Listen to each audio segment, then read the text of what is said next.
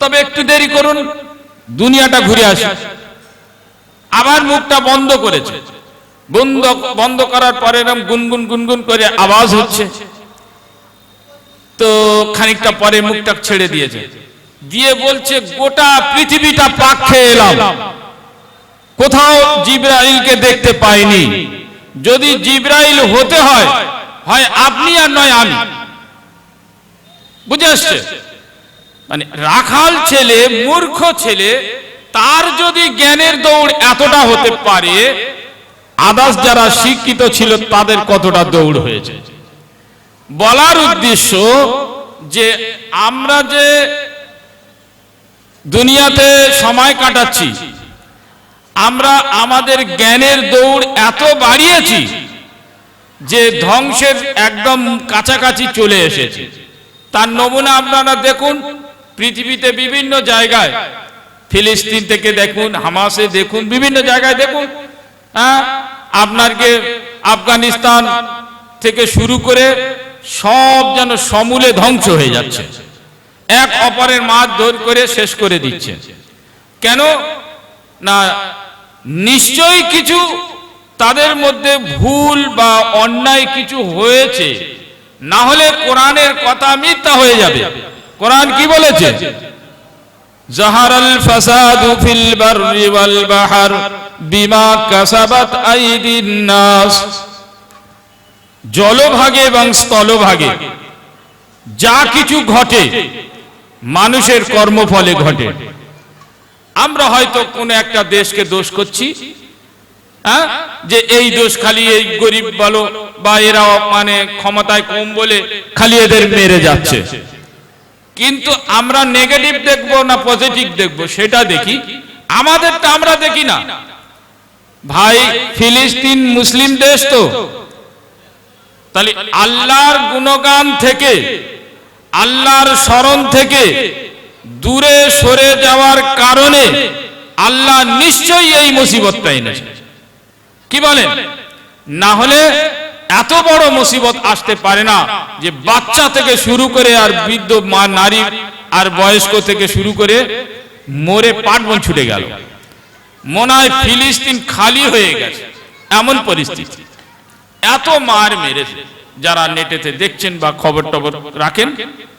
তো কারণ কি? আল্লাহর নাফরমানি বেড়ে গেলে আল্লাহর তরফ থেকে হয় আসমানি আযাব না জমিনি আযাব আসবেই।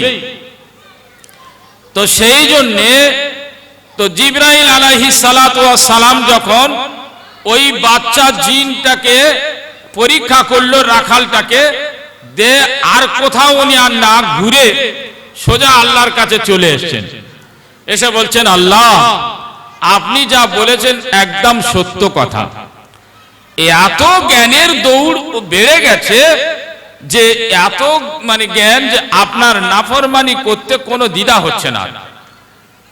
তো আপনি যেটা চান সেটাই। তো বলে ঠিক আছে, এইবার মার হচ্ছে, জিন জাতিকে সমূলে ধ্বংস করে দেওয়া হচ্ছে।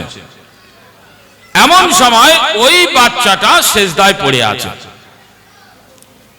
তো সেই বাচ্চা সেজদায় পড়ে আছে বলে ফেরেশতারা তো নূরের তৈরি, দিলটা ওদের খুব নরম, দিলটা খুব নরম, এই জন্য মায়া এসে গেছে। বাচ্চাটাকে নিয়ে নিজেদের কাছে নিয়ে চলে এসেছেন। আল্লাহ পাক সব কিছু জানেন।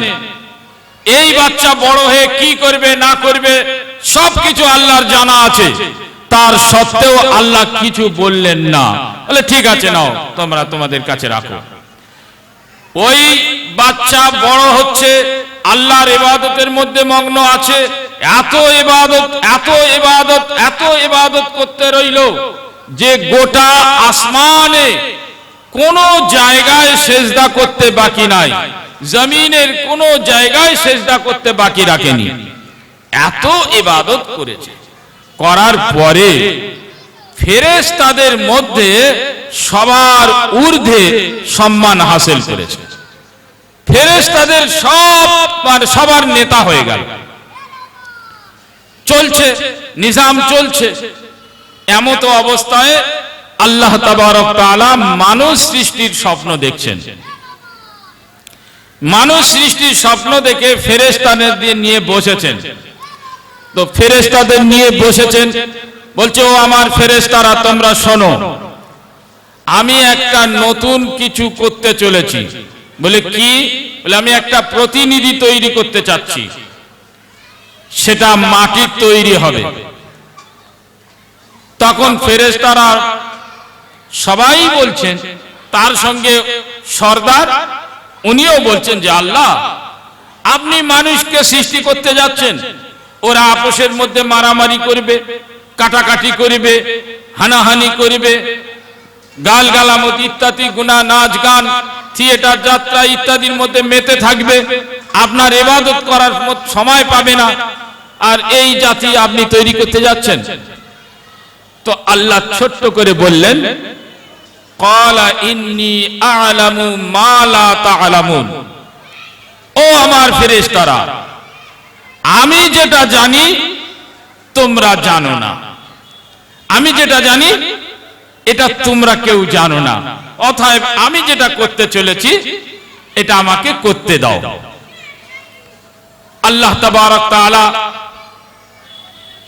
তাবারক তাআলা আদমকে সৃষ্টি করলেন। ঘটনা অনেক লম্বা চওড়া।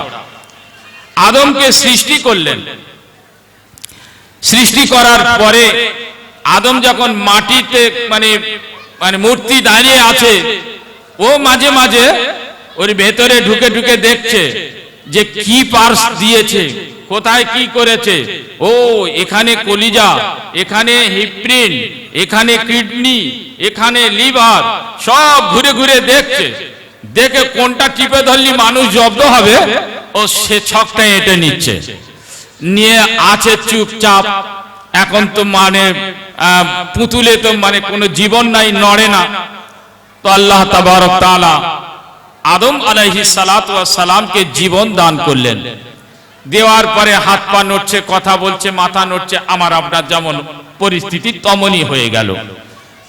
একদিন আল্লাহ তাবারক তাআলা করলেন কি, সবার সামনে সব ফেরেশতারা আছেন, তার মধ্যে নেতাও আছে, নেতাও আছে। এইবারে আল্লাহ তাবারক তাআলা বলছেন আমি তোমাদেরকে একটা পরীক্ষা করব। বলে আল্লাহ কি পরীক্ষা করবেন বলুন। তা বলছে আচ্ছা তোমরা বলতে দেখি এই এই এই যন্ত্রটার নাম কি? তো বলে আল্লাহ আপনি যা শিখিয়েছেন তাই ছাড়া আমরা কি জানবো। আদম তুমি বলো তো। তো বলে আল্লাহ এটা তো মাইক্রোফোন। বলে ও আচ্ছা আচ্ছা আচ্ছা তুমি বলো তো এটা কি? ফেরেশতাদের জিজ্ঞেস করছে। তো বলে আল্লাহ এটা আমরা জানি না, তুমি যা শিখেছো আমাদের তাই জানি। আদম তুমি বলতে পারবে? তো বলে হ্যাঁ ওটা তো লাইট, এটা তো ফুল, এটা তো স্ট্যান্ড, ওটা তো পাতা, ওটা তো আপনার ইউটিউবার ক্যামেরা, সব বলে যেটা প্রশ্ন করে সব প্রশ্নের উত্তর আদম আলাইহিস সালাতু ওয়াস সালাম বলে গেলেন। আর ফেরেশতারা একটাও কোনটার উত্তর দিতে পারলেন না। এমন কি বলা হয়েছে জালালাইন শরীফের তাফসীরে, হাত্তাল ফুসকি ওয়াল ফুসাইকি, আস্তে হাওয়া ছাড়া আর জোরে হাওয়া ছাড়া, যেটা পিছনের রাস্তা দিয়ে, এটা আমরা যে আস্তে আর জোরে এই যে সিস্টেমটা, এও পর্যন্ত আদম আলাইহিস সালামকে জিজ্ঞেস করা হয়েছে, তাও পর্যন্ত বলে দিয়েছেন। তো বলছেন ফেরেশতারা তোমরাই বলো এখন তোমাদের মধ্যে বড় কে হতে পারে। তখন বড়বাবুর কিন্তু এবার চিড়ে কুটছে। কে বড়বাবু বলুন? ওই ছাগলের সঙ্গে বাঘের বাচ্চা নিয়ে মানুষ হলো, হ্যাঁ ও সে বাঘ হবে তো এইবার। তো বাঘটা অরিজিনাল তো আল্লাহ বোঝাবেন, তো প্যাঁচে ফেলছেন, ডাইরেক্ট বললেই মুশকিল আছে, তো সেই জন্য প্যাঁচে ফেলা হচ্ছে। তো আল্লাহ তাআলা এইবার বলছেন যে দেখো তোমরা কিন্তু কোনো প্রশ্নের উত্তর দিতে পারোনি। আমার আদমকে আমি জিজ্ঞাসা করেছি, প্রত্যেকটা প্রশ্নের উত্তর দিয়েছে। তাহলে এখন তোমাদের থেকে মর্যাদায় জ্ঞানে বড় কে হতে পারে? তো বলে আদম। তো বলে তাহলে তোমরা ফাসাজাদু, তোমরা সিজদা করো।